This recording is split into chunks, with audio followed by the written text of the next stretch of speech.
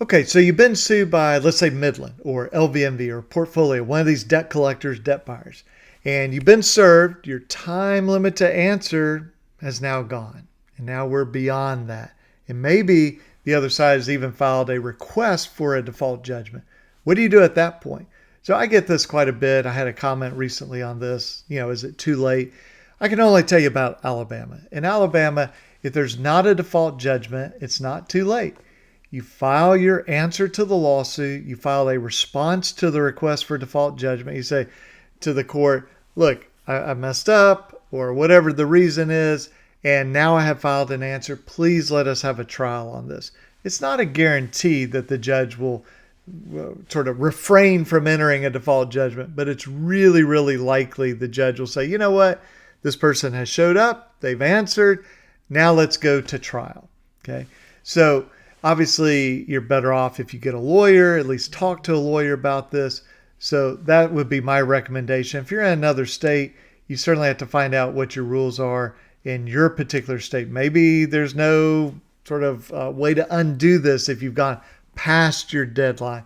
But in Alabama, just as a practical matter, what I have found is most judges are more interested in let's get to the merits of the case, not let's have somebody win because of default judgment. So again, my encouragement is take action. What's the worst that happens? The worst that happens is you file a response to the lawsuit, you file a response to the request for default judgment, and judge says, no, I'm still entering a default judgment against you.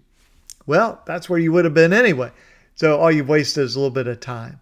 And there is a mechanism even after a default judgment. So you're served, time limit expires, default judgment. You still have some time after that, depending on which court you're in, to ask the judge to set aside that default judgment. And you have to follow all the rules on this. Typically, you show it's excusable neglect. In other words, why did I not get my answer in on time? And that I have a colorable defense. It doesn't mean you've convinced the judge that you 100% will win, but you're showing the judge you have an argument. So if it's Midland or LVMV or Portfolio or Calvary, one of those debt buyers, you say, they can't prove that they own the debt. Well, that's a colorable defense in my view. And judge will say, well, I don't know, maybe you're going to win, maybe you won't, but it's at least a legitimate defense. And then you show that there's no undue prejudice to the other side. Obviously, getting rid of the judgment, they would say is prejudicial, but the test is undue or unnecessary prejudice.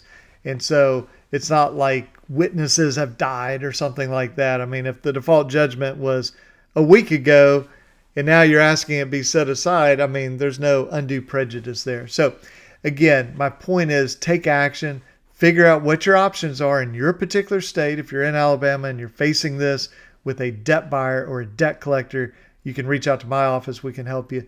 If you're in another state, get with a consumer lawyer who does this type of work. Figure out what your options are. If for some reason you can't get with a lawyer or you don't want to get with a lawyer, then do something on your own. Research it, figure it out, and file something. It's almost always better to take action than to just do nothing at all. So hope that helps, and I will catch you guys in the next video.